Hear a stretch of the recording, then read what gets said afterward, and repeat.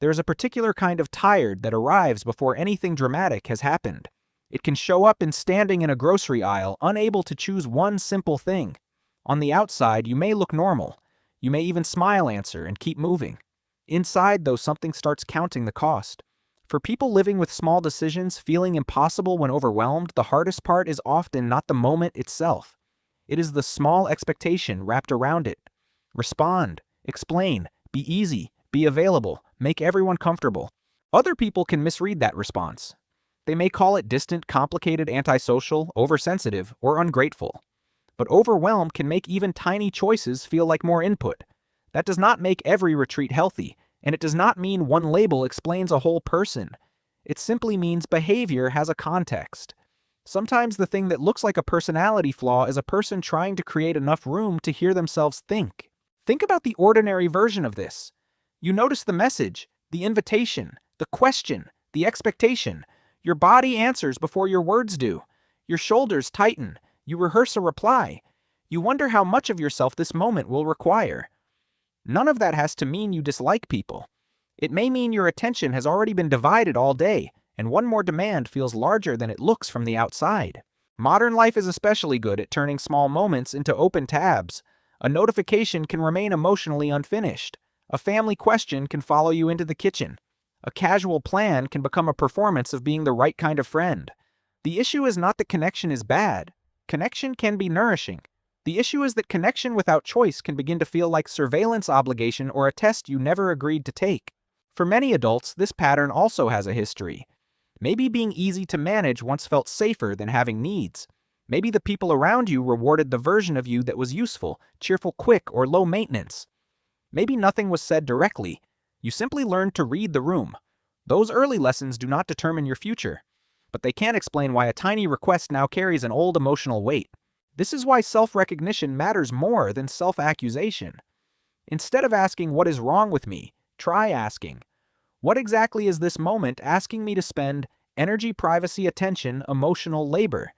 The answer may be surprisingly practical. You may need a quieter evening, a clearer boundary, more time before answering, or a way to connect that does not require performing at full volume. There is also a quiet social pressure around small decisions feeling impossible when overwhelmed. People often treat the visible behavior as the whole story. They see the delayed reply, the shorter answer, the declined invitation, or the careful expression. They do not see the inner math, how much stimulation has already happened, how much responsibility is sitting on the desk, how much emotional weather has been absorbed from other people. A compassionate interpretation does not excuse harm. It makes room for reality. You are allowed to be curious about what helps. Some people need a transition ritual, a walk around the block, 10 minutes with the phone face-down music that asks nothing, a shower, a locked door, or a cup of tea before re-entering conversation. These are not magical fixes. They are small ways of telling your nervous system that one chapter has ended and another can begin. The point is not to become perfectly calm.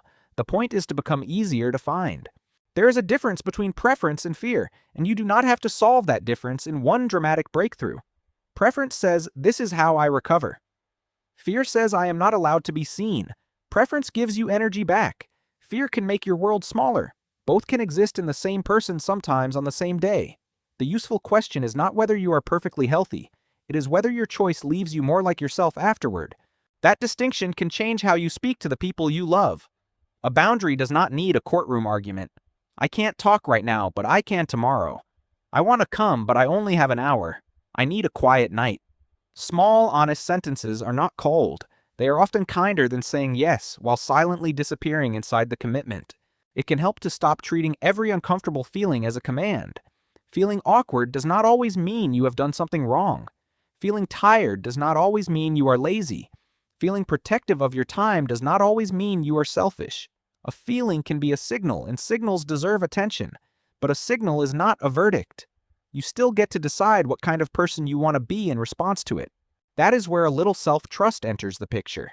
Self-trust is not the belief that you will always choose perfectly. It is the belief that you can notice your limits, repair when necessary, and try again without turning one difficult moment into a story about your character. When the pressure rises, you do not need a grand explanation for your humanity. You need a pause long enough to choose what is true. People who care deeply are often especially vulnerable to confusing responsibility with total access. They sense a shift in someone's tone, remember the unanswered message, and start writing explanations before anyone has asked for one. Care is valuable. But care without edges can become a full-time job no one assigned you. You can be attentive without being permanently on call. You can be kind without making every other person's comfort your emergency. A more spacious life is usually built through ordinary repetitions. You answer later and survive the discomfort. You name a smaller plan and the relationship remains. You take an evening for yourself and discover that rest does not erase your value. These moments can feel almost too small to count. Yet they are how a nervous system learns a new association. Connection can include choice, and choice can include warmth. The shadow side deserves respect, too. When you are tired of being misunderstood, withdrawal can feel wonderfully clean. No explanations, no awkwardness, no chance of disappointing anyone. But complete withdrawal can also protect you from the very experiences that would prove you do not have to earn belonging through performance. The goal is not constant access. It is enough safe access to remain connected to your own life.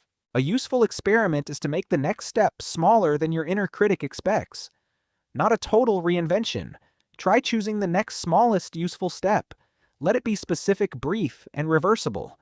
Notice what happens in your body when you choose it. You are collecting information, not grading yourself. Over time, these small choices can teach you that boundaries are not walls, and closeness does not have to be exhausting. This matters because adulthood often rewards people for looking endlessly adaptable. We praise the person who is always on, always pleasant, always reachable, always willing to absorb the extra task. Yet a life built entirely around other people's comfort can leave no room for your own signal. Less input is not selfish. It is one way of staying in contact with the person you are when the room gets quiet. Maybe you are not difficult. Maybe you have spent a long time translating yourself into a language that made everyone else comfortable. The next chapter is not becoming louder, tougher, or more available than you are. It is learning which forms of connection let you stay present without abandoning yourself. That is not a retreat from life. It is a more honest way back into it. If this feels familiar, notice the moment you most want to edit, hurry, or disappear this week and ask what it is trying to protect. Deeply Wired is for general education and reflection, not diagnosis or mental health treatment.